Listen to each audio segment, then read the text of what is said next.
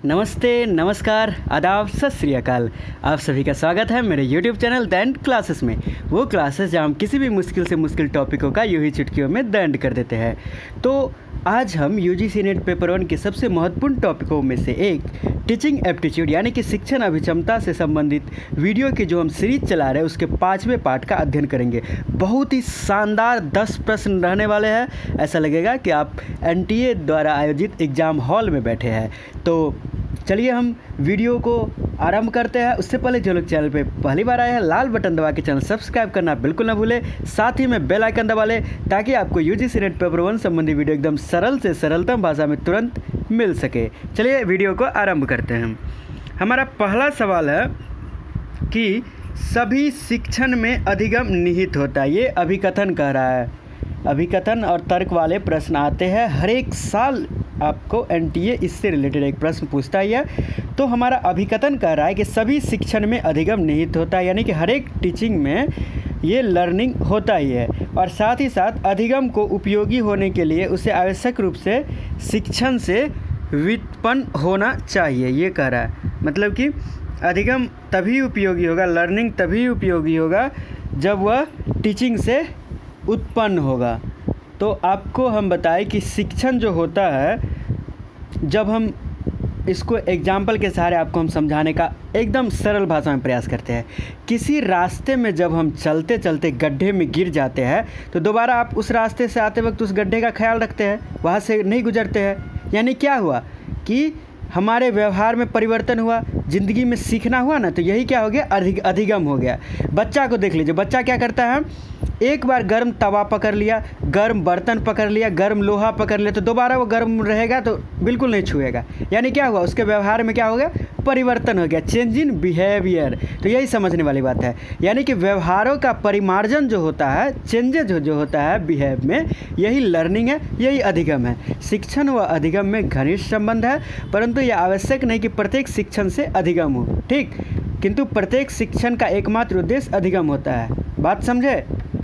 अरे सिंपल सी बात है कि शिक्षण से अधिगम, एकदम शिक्षण में अधिगम छुपा होता है, ठीक। लेकिन अधिगम ज़रूरी थोड़ी है कि वो हमेशा शिक्षण से ही मिलेगा। जैसे बच्चा वो चिमटा से सीख लिया, गर्म चिमटा से। हम रास्ते से चलते चलते दोबारा नहीं चले, तो ये गड्ढा वाले रास्ते पर दोबारा नहीं चले, तो ये हमको कोई टीचर सिखाए नहीं ना सिखाए, तो हम जिंदगी के अनुभव एक्सपीरियंस से सीख लिए ना। तो यही डिफरेंस है कि अधिगम हम जीवन पर्यंत सीखते रहते हैं। सीखने की प्रक्रिया लाइफ टाइम चलती रहती है। उसके लिए ज़रूरी नहीं है कि हमेशा वो शिक्षण से ही उत्पन्न होगा। तो तर्क जो है यहाँ पर सरासर गलत है। सिर्फ अभिकथन ए है, वही कथन सही है। आपके एकदम क्लियर समझ में आ गया होगा। अब हम बढ़ते अगले प्रश्न की ओर। 42 नंबर प्रश्न देखिए क्या कर रहा है। 42 नंबर प्रश्न थोड़ा लंबा है। अब हम इसको सॉल्व करने का प्रयास करेंगे। नीचे विभिन्न शिक्षण अधिगम संदर्भों में प्रयुक्त निर्माणात्मक तथा संकलनात्मक मूल्यांकन प्रक्रियाओं की लक्षणात्मक विशेषताएं दी गई है। इनसे संबंधित सही कथन का चयन करें। यानी कि आपका जो ये प्रश्न कह रहा है कि निर्माणात्मक मूल्यांकन और संकलनात्मक मूल्यांकन की विशेषताएं दी गई। तो निर्माणात्मक मूल्यांकन आपको हम बता चुके हैं कि फॉर्मेटिव असेसमेंट होता है। संकलनात्मक क्या होता है, समेटिव असेसमेंट। फॉर्मेटिव मतलब क्लास में पढ़ा रहे, टेस्ट ले लिए, यूनिट का टेस्ट ले लिए, मंथली टेस्ट ले लिए, तो ये फॉर्मेटिव असेसमेंट हो गया। वही ये आपका संकलनात्मक हो गया, ये होता है समेटिव, मतलब साल के अंत में जो सर्वपक्षीय टेस्ट लिया जाता है। तो इस दोनों की विशेषताओं से रिलेटेड आपको कथन चुनने को कह रहा है। देखिए पहला उपयोग कर रहा है, इसका उपयोग अधिगम के मानकों को निर्धारण में किया जाता है। ये जो पहला कथन कर रहा है, यह कथन क्या है, एकदम गलत है। क्योंकि ये कोई स्टैंडर्ड निर्धारित करने का काम नहीं है। जनरल टेस्ट करता है, स्टार्ट में लिया जाता है या एंड में लिया जाता है। बी विकल्प कह रहा है कि इसका उपयोग क्षमता तथा गुणवत्ता में सुधार के लिए किया जाता है। तो बिल्कुल, अगर हम क्लास टेस्ट लेते हैं तो बच्चों की क्षमता सुधरती है। फाइनली टेस्ट लेते हैं, सर्वपक्षीय टेस्ट लेते हैं, सारे गुणों का टेस्ट हो जाता है, तो उसके क्वालिटी में भी सुधार आता है। तो बी विकल्प क्या हो जाएगा, सही हो जाएगा। अब फिर अगला विकल्प देखिए, इसका उपयोग शिक्षकों, विद्यार्थियों तथा संस्थाओं के निष्पादन मूल्यांकन के लिए किया जाता है। तो ये भी कथन कोई बहुत उचित विकल्प ये भी नहीं है। अगला विकल्प कह रहा है, इसका उपयोग अनुदेशन की अवधि में किया जाता है। तो बिल्कुल ये जो हम इंस्ट्रक्शन देते रहते हैं, छात्रों को सिखाते रहते हैं, उसी प्रोसेस में ना फॉर्मेटिव असेसमेंट का उपयोग करते हैं या लास्ट में समेटिव असेसमेंट का यूज करते हैं, यानी कि निर्माणात्मक या संकलनात्मक। तो ये विकल्प क्या है, डी विकल्प क्या है, ये भी एकदम सही है। अब है ई विकल्प कह रहा है कि मूल्यांकन अपनी प्रकृति में औपचारिक तथा अनुदेशोपरांत घटित होता है। तो ये अपनी प्रकृति में हमेशा औपचारिक या रहेगा, ये कोई मतलब कि ज़रूरी नहीं है। फॉर्मेटिव में तो हम किसी प्रकार से भी टेस्ट ले लेते हैं, तो ये वाला कथन भी अनुचित है, मतलब सही कथन नहीं है। अंतिम विकल्प देखिए कि एफ विकल्प करा, यह शिक्षक तथा विद्यार्थी दोनों की सहभागिता पर आधारित है। जाहिर सी बात है, कोई भी इवैल्यूएशन तभी सफल होगा जब उसमें शिक्षक के साथ साथ छात्रों की भी सहभागिता रहेगी। अगर हम टीचर आपका टेस्ट ले रहे हैं, आपको बता रहे हैं, आपको समझा रहे हैं, आप सीखना ही नहीं चाहेंगे तो फिर कैसे होगा, तब तो आप कभी नहीं सीख सकते हैं। तो इसी तरह अगर छात्र पढ़ने आए हैं और शिक्षक को मोबाइल पर बिजी है, शिक्षक घूमने चले गए, कौन पढ़ाएगा हमको, तो सरकार ऐसे ही पैसा देते, इस टाइप की अगर भावना आ जाए तो फिर क्या हो जाएगा कि शिक्षण सफल नहीं होगा। तो शिक्षक तथा विद्यार्थी दोनों की सहभागिता पूरी होनी चाहिए। तो यहाँ पर विकल्प क्या है, विकल्प नंबर 4 BDF क्या हो जाएगा, सही जवाब हो जाएगा। तो ऐसे ही आपको विकल्पों को छांटना है, बिल्कुल सेम टू सेम ऐसे ही प्रश्न NTA पूछता है। अब हम बढ़ते हैं अगले प्रश्न की ओर। नीचे दी गई सूची से शिक्षा को प्रभावित करने वाले कारकों की पहचान कीजिए और निम्नलिखित कूट का चयन कर सही उत्तर दीजिए। यानी कि ये प्रश्न करा निम्नलिखित नीचे दी गई सूची शिक्षा, यानी यहाँ पर शिक्षा में N जोड़ दीजिए, ये शिक्षण होगा, शिक्षण। तो ये हमारा प्रश्न कर रहा है कि निम्नलिखित नीचे दी गई सूची में से शिक्षण को प्रभावित करने वाले कारकों को पहचान कीजिए। मतलब टीचिंग को कौन कौन से कारक है जो कि इफेक्ट डालते हैं टीचिंग पे, उसमें से जो आपको विकल्प सही लग रहा है उसका सही उत्तर चुनना है। तो पहला विकल्प देखिए, शिक्षण सहायक साधनों की उपलब्धता तथा उपयोग। अब देखिए टीचिंग लर्निंग मटेरियल रहेगा, टीचिंग एड्स रहेगा, तो वो जितना उपलब्ध रहेगा शिक्षण क्या हो जाएगा, उतना आसान हो जाएगा।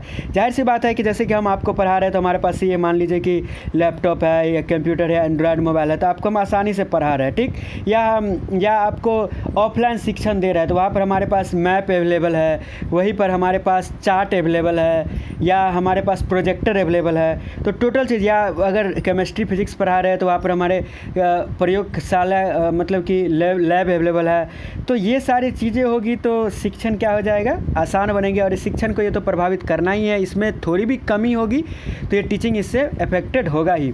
तो हमारा जो सवाल है कि नीचे दी गई सूची में शिक्षण को प्रभावित करने वाले कारकों की पहचान करना है, तो पहला विकल्प तो एकदम हो ही जाएगा, पहला विकल्प एकदम जरूरी है। दूसरा है विद्यालय समुदाय संपर्क। तो विद्यालय का समुदाय से क्या संपर्क है, इससे टीचिंग का कोई खास प्रभाव पड़ता ही नहीं है, क्योंकि समुदाय का अपना काम करना है और टीचर को अपना काम करना है, स्कूल को अपना काम करना है, तो समुदाय से कोई मतलब नहीं है। सी विकल्प कह रहा है विद्यालय के कार्यक्रमों में विद्यार्थियों के माता पिता की रुचि। तो विद्यालय के कार्यक्रम में विद्यार्थी के माता पिता की रुचि रहे या न रहे, इससे टीचिंग क्या प्रभावित होगा। टीचिंग तो टीचर और स्टूडेंट के रिलेशन है, इसमें माता पिता की बहुत बड़ी भूमिका नहीं है, इसलिए ये विकल्प भी यहाँ पर अनुचित है। अब है शिक्षक की विषय संबंधी जानकारी। तो ये तो सबसे ज़रूरी चीज़ है, क्योंकि अगर शिक्षक बनने के लिए आपसे पूछा जाए कभी भी कि सबसे ज़रूरी चीज़ क्या है, सबसे मूलभूत आवश्यकता क्या है, तो वो है भाई विषय का ज्ञान। सब्जेक्ट मैटर का नॉलेज रहेगा तभी तो आप पढ़ा पाइएगा, तभी तो आप समझा पाइएगा, सबसे पहले ज़रूरी है। उसके बाद जो सबसे बड़ा गुण है वो होता है डिसिप्लिन, यानी कि अनुशासन, ठीक। तो ये तो इसके बिना तो चक्का गाड़ी चलिए नहीं सकती है शिक्षण की। तो डी विकल्प बिल्कुल सही हो जाएगा। अब है पाठ्यक्रम सहगामी क्रियाकलापों का आयोजित करने की आवृत्ति। तो इससे पाठ्यक्रम से जुड़े हुए एक्टिविटी, इसको मतलब कि आयोजित करने से टीचिंग प्रभावित होगा। तो इससे थोड़ा मोड़ा तो प्रभावित हो सकता है, पर बहुत बड़े स्तर पर इसका प्रभाव नहीं पड़ सकता है, क्योंकि सारे शिक्षक में सारे विषय में हम जो है सो एक्टिविटी या कुछ इससे रिलेटेड आयोजित नहीं कर सकते हैं, मुश्किल भी होता है। तो ये भी विकल्प ज़्यादा उचित नहीं है। और शिक्षकों के वाचिक तथा अवाचिक संप्रेषण कौशल। तो भाई इसके बिना तो काम चलना ही नहीं है। हम आपसे बात कर रहे हैं, संप्रेषण क्या हुआ, मतलब एक दूसरे को बात करना, एक दूसरे के पास अपनी बातें पहुंचाना सही तरीके से, तो वही संप्रेषण हो गया। तो शिक्षकों का जो संप्रेषण कौशल होगा, हम जो आपको बता रहे वो आपके समझ में आ जाए तो क्या हमारा संप्रेषण आपसे सफल रहा। तो संप्रेषण कौशल यही जो कौशल होगा, शिक्षक छात्रों को समझाते हैं और छात्र आसानी से समझ जाते हैं। तो ये जो कौशल है, ये जो गुण है, ये जो आर्ट है, इसी को कहेंगे संप्रेषण कौशल। ठीक, तो शिक्षक के वाचिक और अवाचिक संप्रेषण कौशल एकदम ज़रूरी है। तो यानी कि हमारा विकल्प ए, डी और एफ यानी सही है, यानी कि विकल्प बी इसका सही जवाब हो जाएगा। तो बहुत ही शानदार प्रश्न था। अब बढ़ते हैं हम अगले प्रश्न की ओर, 44 नंबर प्रश्न की ओर बढ़ते हैं। देखिए 44 नंबर प्रश्न क्या कह रहा है हमारा। 44 नंबर प्रश्न कह रहा है कि शिक्षण अधिगम व्यवस्था की किस प्रकारता में समीक्षात्मक तथा सृजनात्मक आदान प्रदान की अधिक गुंजाइश है। देखिए समीक्षात्मक मतलब क्या है, एनालिटिक मतलब कि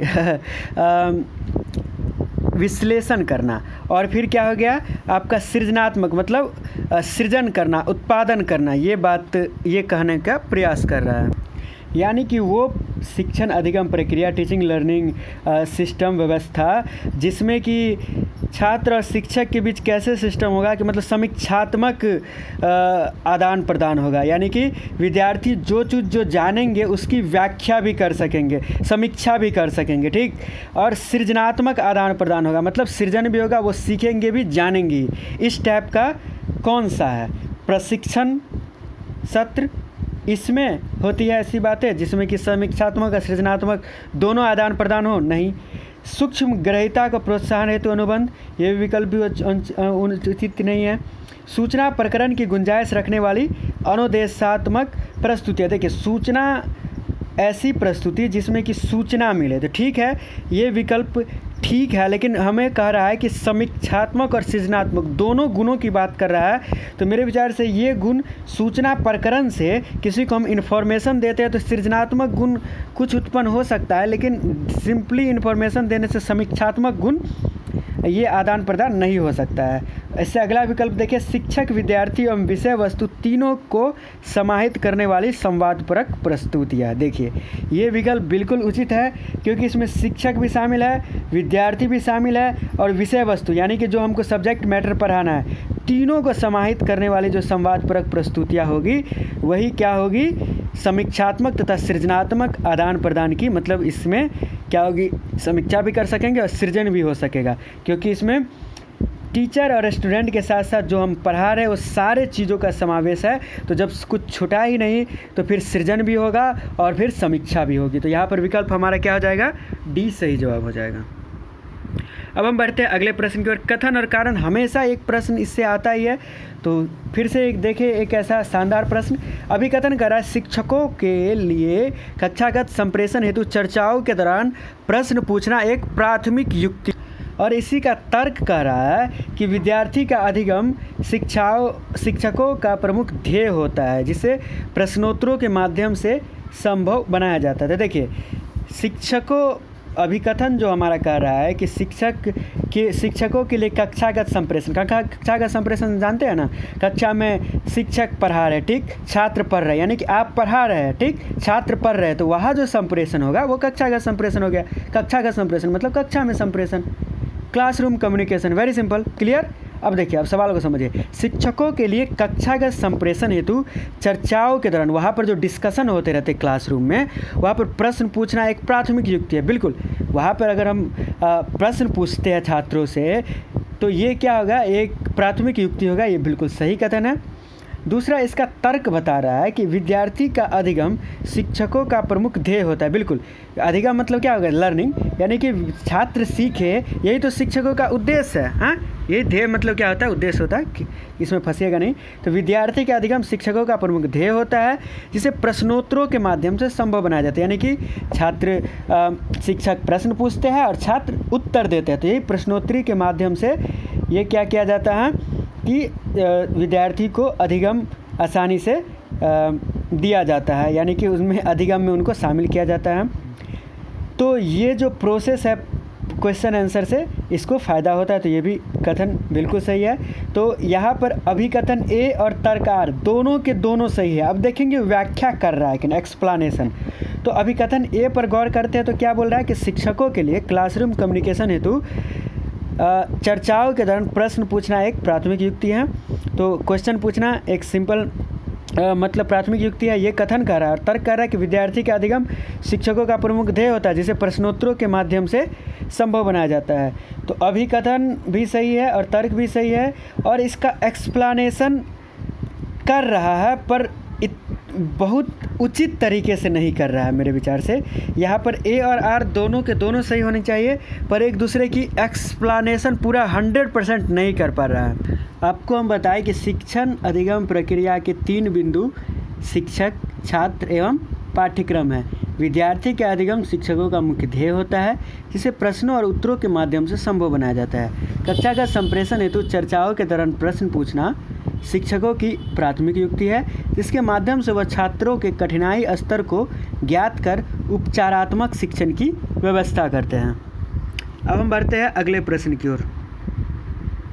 अच्छा, एक बात मैं आपको बता दूं, इस प्रश्न में आपको लग रहा होगा कि ए आर दोनों सही है और इसकी व्याख्या भी कर रहे हैं। तो आपको क्या उचित लगता है 45 प्रश्न का आंसर, ये आप कमेंट बॉक्स में लिख सकते हैं। ये मैं आपको डायरेक्टली आपके तर्क क्षमता को पहचानने के लिए दे रहा हूँ, क्योंकि ये थोड़ा कॉम्प्लिकेटेड प्रश्न है। तो आप लोग इसका क्या आपको उत्तर लगता है, तो 45 का प्रश्न का उत्तर लिख के कमेंट बॉक्स में देखें, फिर और तर्क भी लिखें, आप अपना तर्क भी दें।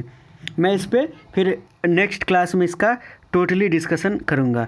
अब हम बढ़ते हैं अगले प्रश्न की ओर। 46, समस्त शिक्षण का उद्देश्य अधिगम को सुनिश्चित करना होना चाहिए। अभिकथन ये कह रहा है और तर्क है समस्त अधिगम शिक्षण का परिणाम होता है। तो देखिए, समस्त शिक्षण का उद्देश्य अधिगम को सुनिश्चित करना होना चाहिए।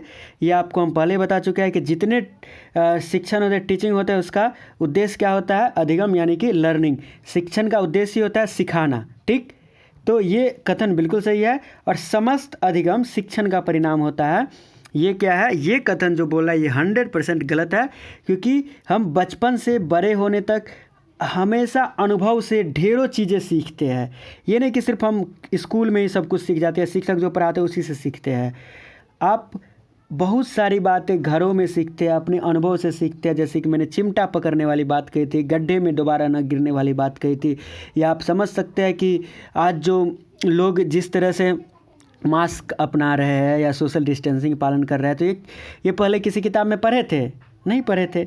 अब क्या हुआ, समय जो आया तो समय के अनुसार से क्या हुए, हमको ये ज़िंदगी हमको सिखा रहा है, यानी कि हम अपने जीवन के एक्सपीरियंस से सीख रहे हैं। तो ये हम समस्त अधिगम शिक्षण का परिणाम नहीं होता है।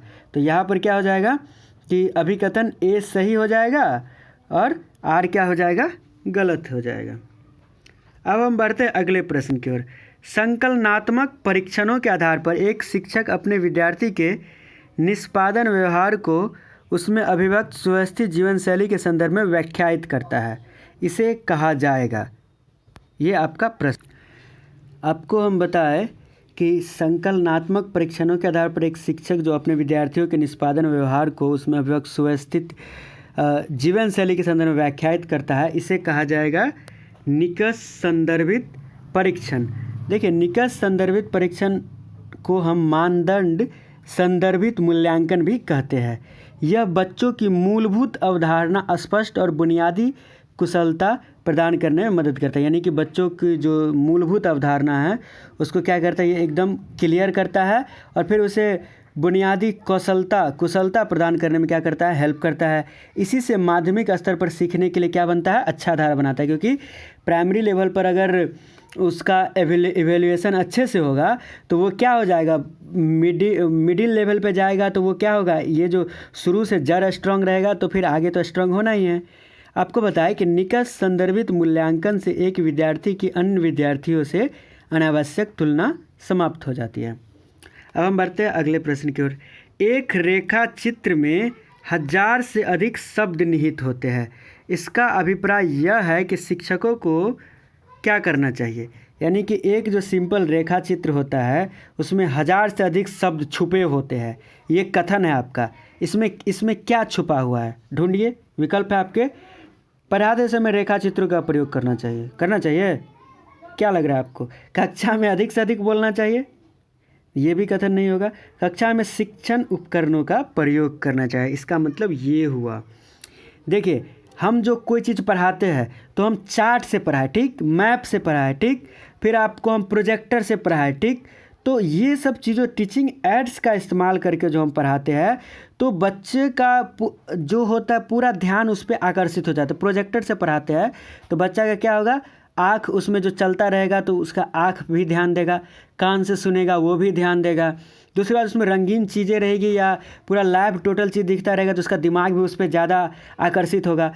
तो जब सारी चीज़ें एकाग्रचित होकर किसी चीज़ की ओर ध्यान देती है, सुनती है, तो वो हमारे दिमाग में क्या होता है, सदा के लिए वो स्थिर हो जाता है, सदा के लिए वो हमारे दिमाग में बैठ जाता है। तो इसलिए टीचिंग एड का जब हम इस्तेमाल करते हैं, शिक्षण सहायक सामग्री का इस्तेमाल करते हैं, तो बच्चे पूरे गौर से उसको सीखने के लायक रहते हैं, तो उनके दिमाग में सारी बातें अच्छे से चली जाती है, तो वो फिर कभी भूलते नहीं हैं। यानी कि हुआ कि पढ़ाई क्या हो गई, एकदम रोचक बन जाती है। शिक्षण एकदम ये इससे टीचिंग एड्स के इस्तेमाल से रोचक बन जाती है, इंटरेस्टिंग बन जाती है, तो बच्चे ध्यान से सीखते हैं, तो कभी भूलते नहीं हैं। तो एक रेखा चित्र में 1000 से अधिक शब्द निहित होते हैं, यानी कि आप जो कितना भी भग करके पढ़ाते रह जाइएगा और वही जो है सो रेखा चित्र से, चार्ट से पढ़ाइए, भी प्रैक्टिकल होकर पढ़ाइए, तो बच्चे क्या होंगे, बहुत जल्दी समझ जाएंगे। तो इसका मतलब ये हुआ कि हमको कक्षा में शिक्षण उपकरणों का, टीचिंग एड्स का उपयोग करना चाहिए। अब है आपका पिछले क्लास में होमवर्क जो था, सही कथन चुनना था, इनमें से सही कथन चुनना था, आपको कमेंट बॉक्स में इसका जवाब लिखना। देखिए, पहला कथन कर रहा है, जब किसी परीक्षा में असफल होते हैं, पहला कथन था कि जब छात्र किसी परीक्षा में असफल होते हैं तो वह शिक्षक है जो असफल होता है। तो ये कथन तो बिल्कुल सही हो गया, क्योंकि हम आपको पढ़ा रहे हैं और अगर आप समझ जाते हैं और हम आपको पूरा समझाने का प्रयास करते हैं तो आप क्या होता है कि एग्ज़ाम में भी अच्छा परफॉर्मेंस करते हैं, ठीक, और आपका पास होना भी तय है, ठीक। और यही अगर कोई टीचर पढ़ाए और छात्र समझे ही नहीं, यानी कि वो असफल हो जाए, तो बात समझे, टीचर अगर छात्र अच्छा कर रहा है तो टीचर को शाबाशी है, ठीक। अगर छात्र बुरा कर रहा है, मतलब कि ढेरों छात्र बुरा कर रहे हैं, तो इसका मतलब क्या है, शिक्षक में कुछ गड़बड़ी है। तो जब छात्र किसी परीक्षा में असफल होते हैं तो वो जो उसके शिक्षक रहते हैं वो भी असफल होते हैं, ठीक। तो हमारा जो ए विकल्प है ये क्या है, इसमें बिल्कुल सही है। अब दूसरा विकल्प है, प्रत्येक शिक्षण का उद्देश्य अधिगम को सुनिश्चित करना होता है। तो इस पे तो हम ढेरों चर्चा भी इस वीडियो में कर चुके हैं कि हम जब भी पढ़ाते हैं तो सीखना ही उसका एकमात्र उद्देश्य होता है, लेकिन जब हम सीखते हैं तो वो हम टीचिंग से ही सीखते हैं, ये ज़रूरी नहीं है, लाइफ का एक्सपीरियंस भी हमें सिखाता है। ये बात हमेशा ध्यान रखिएगा, ठीक। अधिगम के बिना शिक्षण हो सकता है, ये अगला कथन है।